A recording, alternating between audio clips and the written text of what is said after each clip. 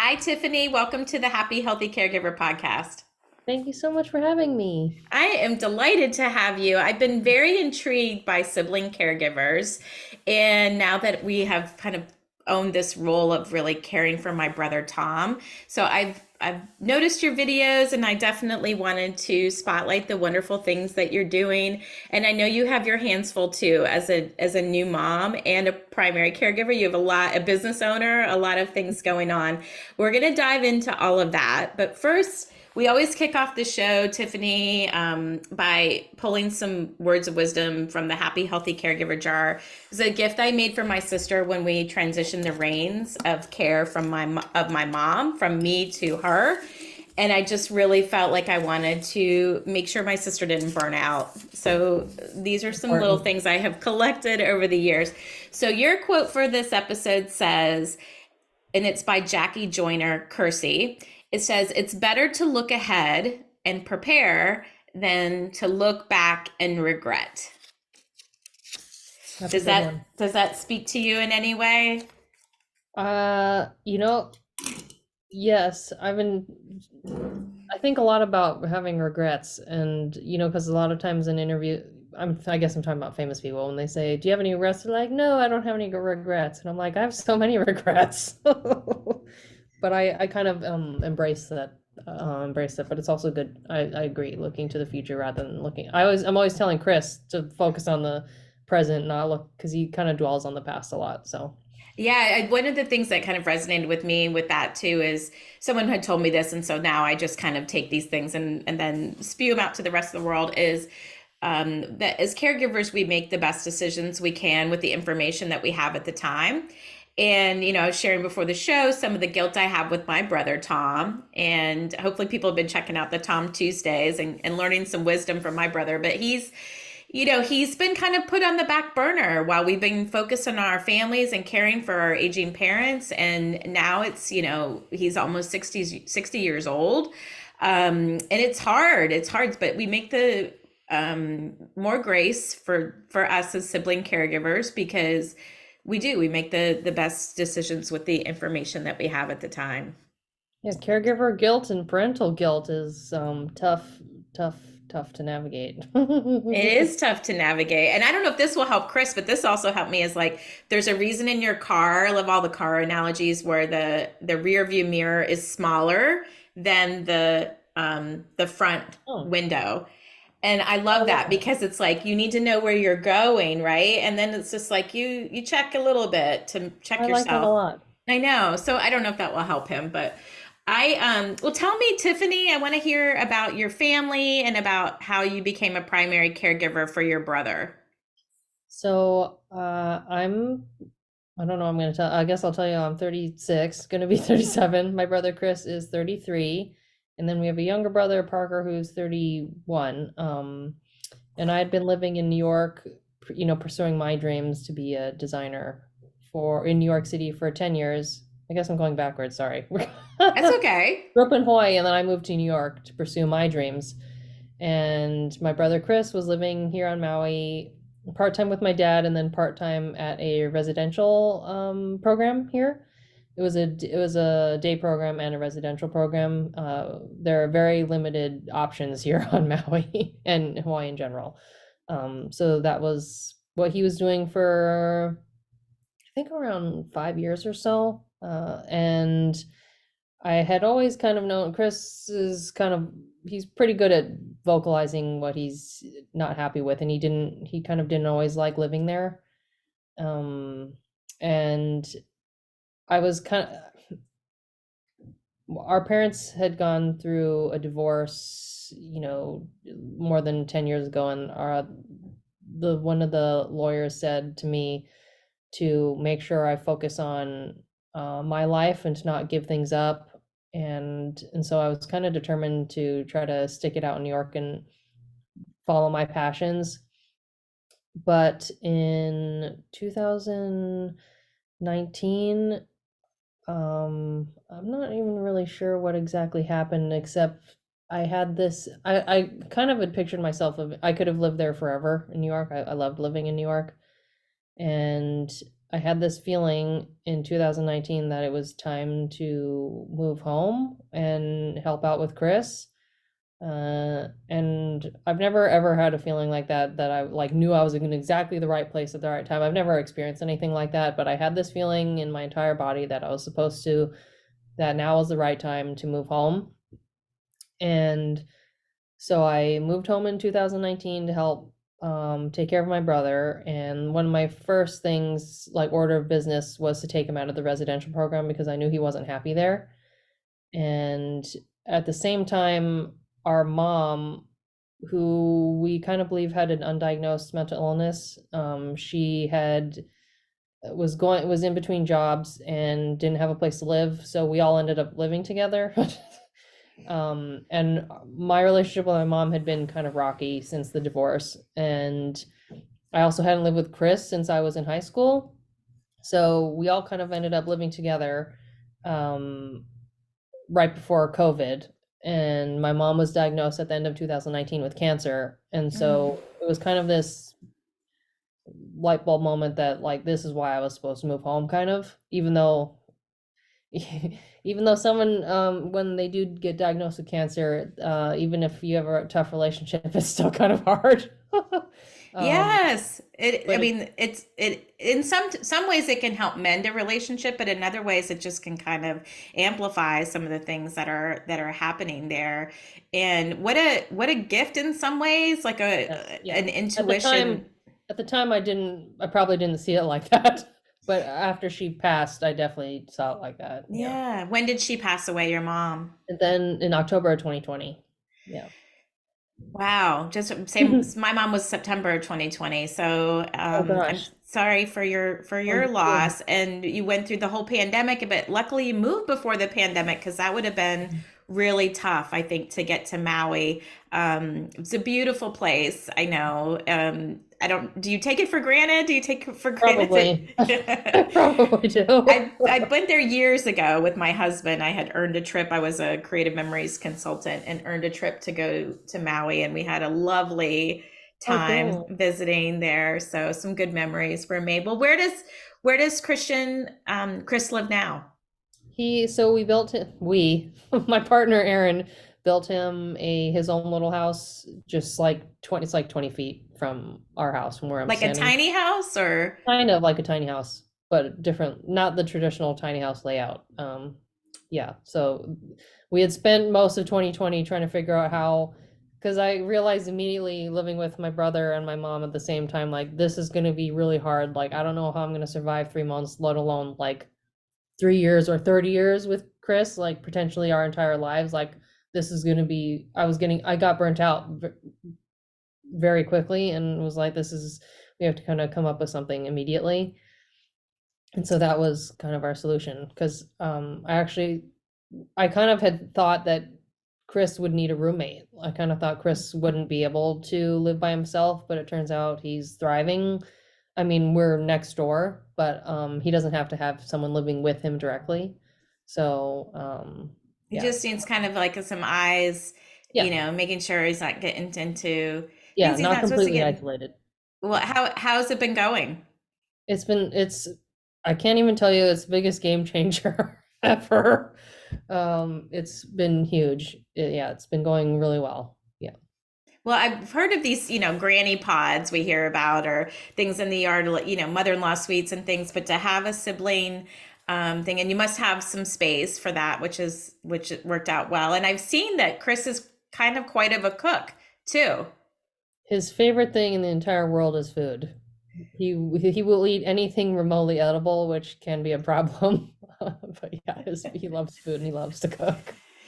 And I'll link to some of his recipes that y'all have had on your blog for his microwave chocolate chip cookie, and his crock pot curry looks really good. They're both very good. Yes, but he's very endearing, and I think that people will fall in love with him, and he's just it's fun to see y'all's interacting.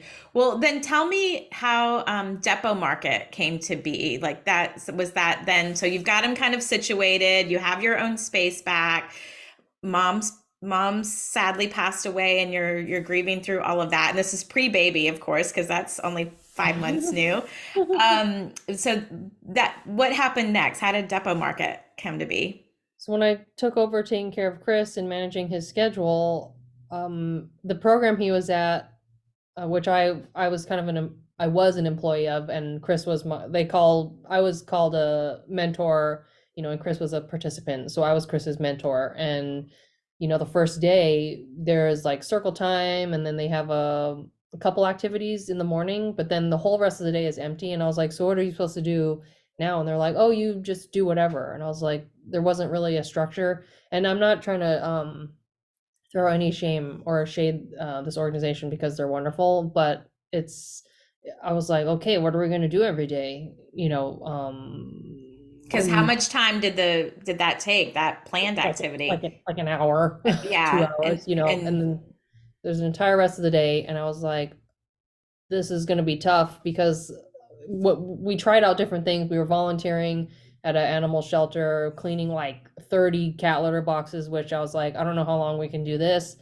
And then paying for activities for Chris to do, like music lessons, art classes, but we were having to like pay for everything. So it was because there weren't a lot of opportunities for Chris to do, especially having a job. Like the jobs he wanted weren't available to him. So that's kind of where the idea, because Chris and I both have experience in jewelry, and so a lot of the hotels around here, they will invite local artists to sell their work, and so that's kind of how that happened. And in the beginning, Chris was getting all of the money, but then we got flagged by Social Security, and he was going to lose some of his disability benefits if mm, we didn't. I was going to ask you about Yeah, that. If he was yeah. that, my brother's also on SSDI, so I know that there's a cap on what you can make, right? And I stupidly didn't realize Well, that. how would you know? Like you've Yeah, inherited this yeah. whole new world of responsibilities. So Mhm. no regrets there, Tiffany. You're And it doing worked out. It worked out for the better, and that's the whole our Depo Market. That's where it came from. Turning kind of what is it? Turning lemons to lemonade. So now we can help more adults like Chris. Yeah. So you So it worked have out. employees essentially. How many Yeah. people are working for Depo Market Well, right now? so before baby, before baby, we were just doing our jewelry pop-ups at the hotel, and it was Chris and two adults with Down syndrome. And we're almost done with our brick and mortar store. And so once that opens, we have Chris, Juliet, four more adults Wow. like Chris that'll be coming on board. So we're really excited to open. Yeah, where is your if someone's visiting Maui, where they In find your brick and Wailuku, mortar? the little Wailuku town. Yep, it's up and coming. Oh, I love that. I kind of vaguely remember people coming to the hotels when I was there and Yeah, having I think their most of them have that. yeah, it's a really nice thing that they do to showcase the local artists and things. So what are some of your favorite products that Depo Market has? So Chris's, I guess our signature, because we started off selling at our pop-ups, Chris's origami jewelry. That's, I guess, our signature piece, and Chris makes them entirely on his own. He folds the paper, cuts the paper, and then does all the wire wrapping work. So that's kind of our signature piece. Yeah. Nice. And you ship online as well. Ship online, yep. So perfect. I'm gonna have to get myself something that's made by you all. That's wonderful, and look forward to the stuff that you have that's growing there. The brick and mortar. I'm sure you've got your hands full, Tiffany, with it. Yeah, new baby and all of that. How is the baby added to your? We thought Uh, we were going to open the store in September. And it's now February, because I think I severely underestimated how much work a baby is. That's an yeah, understatement. I completely underestimated. I was like, oh, Christmas. Now January. Now we're like February. Now we're in February. So yeah. It's a good and thing then they're so cute, right? yeah. Because yeah. But it's because my partner Aaron, who built Chris's house, is building the store all by himself.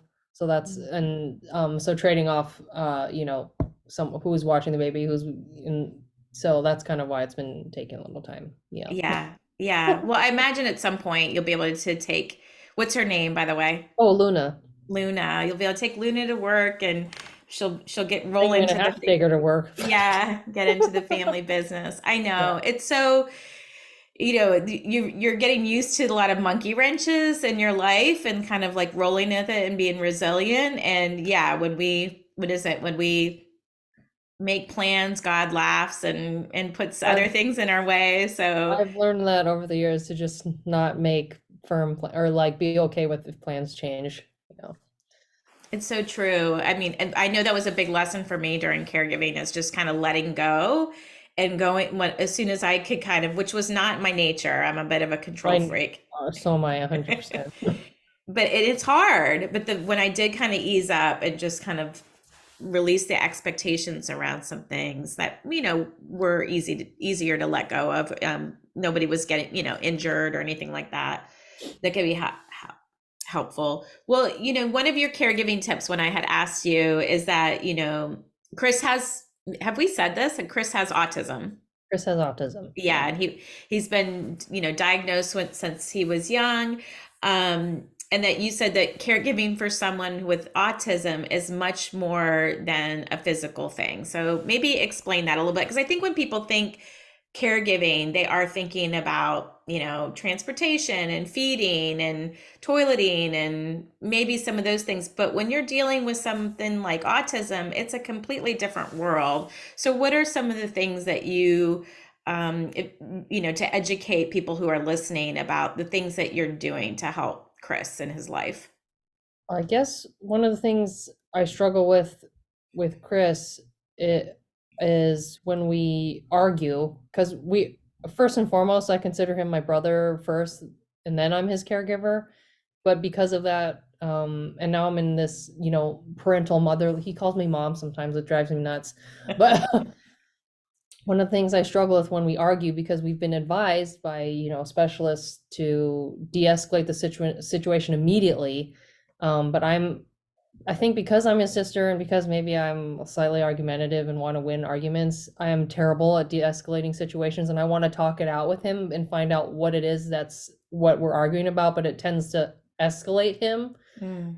Um, and so that has been a real challenge for me to let things go, like just let it go. I think I'm completely off topic from what you asked. No, I But mean, we've had this conversation recently with somebody where it's like almost like you need a code word, right? Like if like, okay, let's just. I used to have one with a guy at work. It was avocado, I want to say. It was like when we would just kind of get at it like a married couple, even though he wasn't my husband, but spent a lot of time at work with him, and then we would just say avocado and have to kind of like walk away and regroup. maybe we should do that. I don't, but it's, you're neurotypical and you're dealing with somebody who's neurodivergent, and it can be tough, right? Because it's like reasoning with them.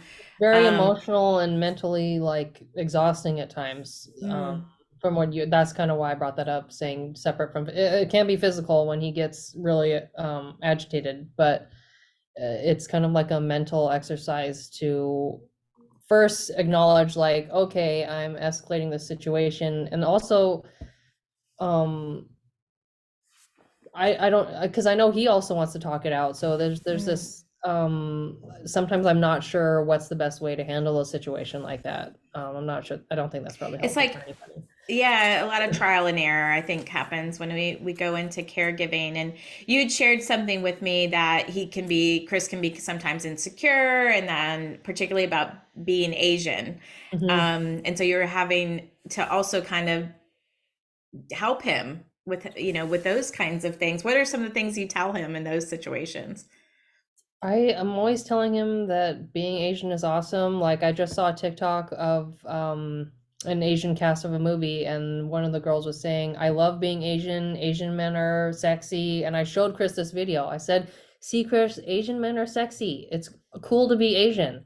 And it's I don't know if it's entirely sunk in yet, but that's definitely one of his being having a, disability is a and being Asian is are huge insecurities of his, but I'm always telling him being Asian, being autistic is awesome. And he'll say that he doesn't have autism. If he admits it, he'll say he has a little autism. And I say, yeah, you have a little autism and that's okay. And and that's an awesome thing about you. It's not bad. Like, people with autism are awesome, and people that are Asian are awesome. Um, and I tell them, I'm Asian too. Yeah. Yeah. Oh, by the Yeah. way, I know there's so much like stuff that's happening that there just on a regular basis. Even like I had dinner with my brother last night and talking, and it's like the woman who waited on us, single mom, she had a brain injury, and it's just like talking to him about like a lot of people have different things that they're working on and their own insecurities. Like, yeah, none of us are perfect, and we're trying to figure it out. Well, you're getting some great practice, I think, Tiffany, for when Luna gets bigger, and you're gonna have a lot more wisdom than a lot of new moms, because I'm you've really gone through. excited that she's growing up with Chris, because a lot of the not so nice interactions that we have with Chris are usually from kids. And so it makes me really, really happy whenever she's with Chris and like he makes her laugh, because she'll have grown up with someone that's different, and we'll have that her entire life. So hopefully she'll have, be more compassionate, and yeah. There are some benefits for sure of having that caregiving rate in your life, and having somebody that's got different abilities in your life. And that saddens me, though, that kids are tough on Chris, but I see it. I mean, I see it even with adults. Like, my brother wears different hats to kind of draw attention to himself. And I think partly he doesn't want to blend in. He's socially like isolated in a lot of ways, and so he wants attention. And Yes, this that's is how a Chris way is. that, yeah, the way that he gets that. Too bad we don't live closer. We could I know. definitely get, and I would love to get Tom busy with doing something. He just spends a lot of time on Facebook, like searching for that connection that is so superficial. In fact, there was another thing we talked about last night. He said Jennifer Aniston is following me, his fan club, and so he's a target of a lot of people trying to get gift cards and money out of him. And so we've had to kind of I don't know if you've prepared yourself for that, but that is something that they're susceptible to, particularly. But my sister monitors his chats and stuff, and I said, well, you know doesn't that seem awkward to you that Jennifer Aniston is like asking you for money? Like, she's probably doing okay, I would think. So, but it insults him in a way that it's like, oh, she's wouldn't be interested in me. If I don't know, it is a hard conversation. We're always kind of Tough. trying to figure those out. Why is it important to you, Tiffany, that Chris is independent and that his life has purpose? Well, since he started working and living on his own, and he does a lot of tasks on his own, which I think before, our parents, and me included, underestimated his abilities. And so, and it partially came, giving him all this independence and encouraging it, partially came out of I'll admit, selfish reason for myself, because I was having a really hard time, when we were living under the same roof, and a lot of things were being done for him, and I was like, he is very capable of doing all this stuff, and we'll see how it goes, him living on his own. But his confidence and self-esteem has gone like through the roof. And his catchphrase for when I'm like trying to be controlling and doing something, he'll be like, I got this, I can do it. He's like, I got this. And it's Aw, he feels like he's capable of doing anything, which is really a really important feeling to have. Yeah. nice. What's he like with Luna? He's always like, I can do well. He's like, I can do this. Let me, But he's absolutely terrific. He wants to help out in every single way, and he is extremely, extremely helpful. When just on Monday, his skills trainer had to call out last minute, and I needed to run a bunch of errands, and she hates the car seat, so he sits with her in the back seat and keeps her company, and like was helping me push the cart while I held the baby in Target, and he's so helpful. Like, That's nice. yeah. Yeah, I love that. How are you able to carve out time for yourself, Tiffany? You said you're burned out. You've put some systems in place of like finding a place where Chris can live remotely, getting him so he's got stimulation throughout the day. but now you have a baby, and that's a whole other layer to things. Like, what are you doing so that you stay energized and refreshed? Like, Now I have a where baby, it's a little different, it is different. I know.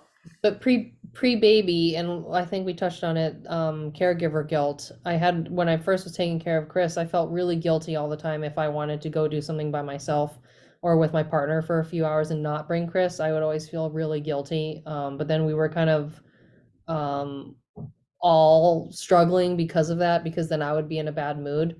And so we kind of just said, it's okay if we don't bring Chris to go do this and we do it on his own, or we do it on our own. And Chris didn't suffer for it. And so it was just, and everything kind of changed as soon as I realized that I need to take time for myself. Otherwise, we're all gonna suffer. You can't be a good caregiver, you can't be a good parent if you're struggling yourself. I'm trying to figure that out now as being a parent. Yeah, and you have a future person that's going to be like all eyes on you Yeah. and really emulating, what mom does, as far as so modeling that for her, I think is important as a future person who's going to grow up and um, probably be married and working and maybe having children of her own or things like that. So, well, you'll figure it out. It does take some time for sure to kind of, and I think too, like it's trying on different things and figuring out that it doesn't, like we love the weekends away and the nights out on the town, but that how we can kind of get that little refreshment in our day without it being a big Mhm. event is important. Well, on that topic, let me ask you a couple questions from the Just For You Daily Self Care Journal. There's no wrong answers here, Tiffany. We're just having a little fun with some prompts from my journal. So, okay, if you had to star a celebrity in your life, or celebrity to play you in your life of moving to Maui and doing all that, do you have somebody in mind who you would like to play you? Um, I guess Lucy Liu or Aquafina, very different people, but Yeah, well, those are good choices for sure. What's your go-to for a like quick and healthy lunch? I'm vegetarian and I've been eating this rice green bowl with a bunch of veggies with brown rice and poke tofu. Yum, that sounds Yeah, good. That sounds really good. delicious. Um, let's see. What's the last charity that you donated time or money to? Might have been a minute, but maybe it was the one you were talking about. I think it was actually Coral Reef Alliance I've been donating to for I think over a decade. They help coral reefs. We live in an island, obviously, so the ocean is really important to me. Um, that and yeah, I'll just make it stop there. It's beautiful. I love that. And what are you hoping that like people get from this? Like, what is there anything else that you want to add? Some parting words of wisdom? You're like, oh my gosh, Elizabeth, like if I have one message about caregiving or self care or caring for people who are neurodivergent, is there something that's on your mind there? To absolutely make time for yourself, like even if you think you can't do it, you just have to do it, commit to yourself to do that. And something that comes up a lot is not underestimating people. I'm even me, like I sometimes underestimate Chris and he'll always prove me wrong. So just not underestimating people, no matter their circumstance. Yeah. Let's get and give them a chance to like trying different things Yes, out. absolutely. Like Absolutely give them a chance. Yeah. it's wonderful. Well, I hope people check out Depo Market. And how else can people? So it's depomarket.org. So it is a Mhm. nonprofit. Well, it's not a nonprofit, but they didn't, someone already had depomarket.com, Oh, but gotcha.